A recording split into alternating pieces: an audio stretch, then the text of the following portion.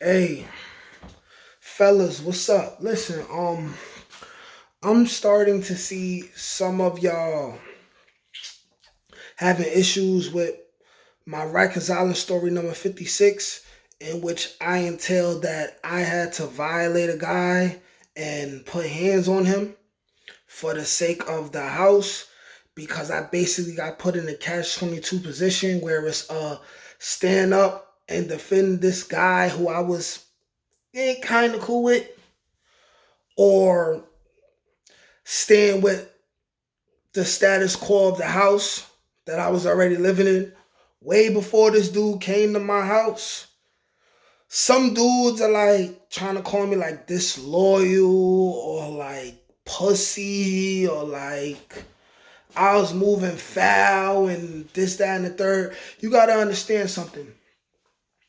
You dealing with a criminal organization in Rikers Island. Not to mention I was 17 years old. Okay, I'm 30 years old. There's not a man or woman on this world. There's nobody that can make me do anything I don't want to do besides a judge in the court of law, for one. For two, I was 17 years old when this situation occurred. For three, this was a dude who I was vaguely familiar with. Yes, we kind of had a rapport, but vaguely familiar with the dude. I didn't know him from nowhere. Nobody I was cool with knew him from nowhere. I didn't go to school with this dude. I didn't grow up with this dude. He wasn't my co-defendant. I did not know this dude from out of town. I was in court with him. We clicked it off in court. That don't mean that I'm entitled to save this man when I already been on the island for mad long, taking my own lumps and bruises. Nobody saved me, okay? Okay? When I got into a racist situation with the Trinitarios and one lower, nobody saved me. You know what I'm saying? All the black dudes in the house, they sat and they watched me get smoked and get my nose damn near broke by a house full of Trinitarios, you know what I'm saying? And I cannot blame them for that. I didn't know them niggas from in the town. Nobody from Cortland or the Brown Building or somewhere where I frequented before jail was in the house with me when any of these situations happened. Y'all gotta chill, man. Like, think about it this way. When you're dealing with criminal organizations, any criminal organization, whether it's the Trinitarios, MS-13, Bloods, Crips, Latin Kings, um, I'm a little familiar with those gangs. I'm not familiar with the GDs, BDs, or the Vice Lords, but I would assume because just like in the mafia, there's ranking systems within a criminal organization. Now, unless you the big boss at the top, where there's usually only a select few.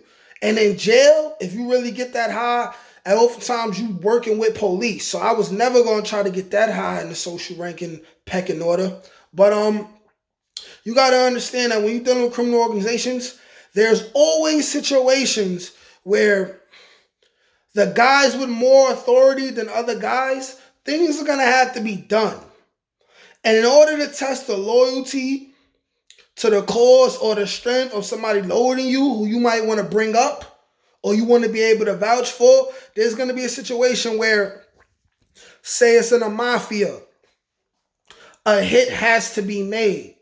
A hit has to be made. And if that Italian dude wants to be a made man, they're not going to care if that dude who they want to get hit was the best friend growing up with the dude who's in the mafia but wants to become a made man and rise up in the pecking order. They're going to say, hey, listen, you're closest to him. It'll be easier to get this done, and we're going to see your loyalty. You do it. You hit him. And if that person decides not to hit him, then that person will probably get knocked off. It's as simple as that. Now, I was in a situation where I wasn't necessarily scared, but I done been through the whole circus of sticking up for people and people not doing nothing for me. And this wasn't a race type of thing. This was black people versus black people. If it was Spanish people or white people or something like that, and then they like, hey, listen, go against your fellow black man for us, then I would have stood tall for him. But in all due reality, I didn't know this nigga. Man. I don't remember his name. We didn't have that type of rapport, man. Like, we don't know the same people. We ain't know the same bitches. So when it was time, that brother just became a casualty of war. It's as simple as that, man. You know what I'm saying? It's a decision that I had to make. You know what I'm saying? I could have easily said, hey, I don't got nothing to do with that. Y'all spank me out of here. I was at a place where I was very comfortable and I didn't feel like sticking up for some nigga that I don't know. You know what I'm saying? Like, at the end of the day, I gotta understand, I'm partially woke, but I'm not this real great.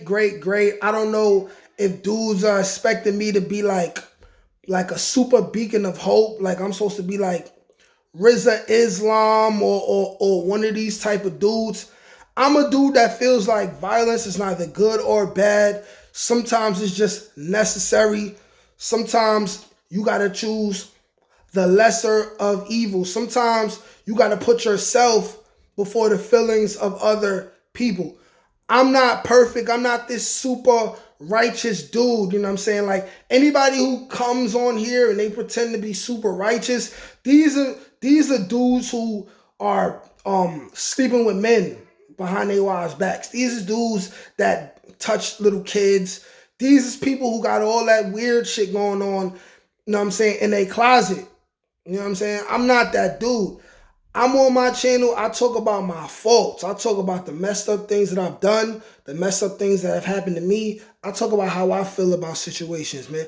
As far as my last Rikers Island story, number 56, this is going to be a continuation and further explanation on that situation, because I see a lot of guys are reacting to this situation as if I was really cool with this dude or something. Like, he was my main man, 50 grand, you know what I'm saying? Like, my closest friends, Rich Green,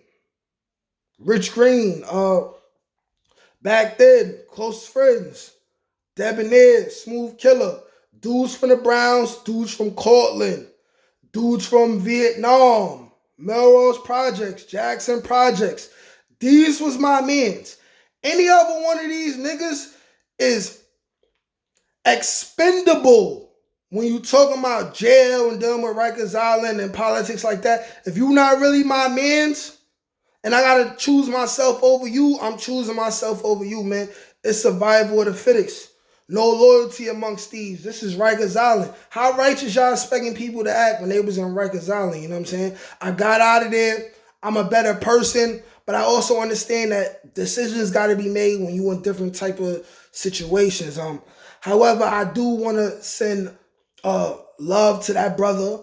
He seemed like a dude that was not going to keep coming to jail. So I want to send my love to that brother and I guess his family and anyone else who I did something wrong to in Rikers Island. I've did wrong and I've had wrong done to me. I'm just getting this message out here to keep other young people from going to jail. That's the message of all of this. I don't glorify this stuff. I just talk about what happens. So younger dudes will see this and they'll realize, like, just like when I say I got jumped and I had to do this, that, and the third, that you might have to choose to hurt somebody who you don't have a problem with just to be able to maintain the status quo in jail. Peace.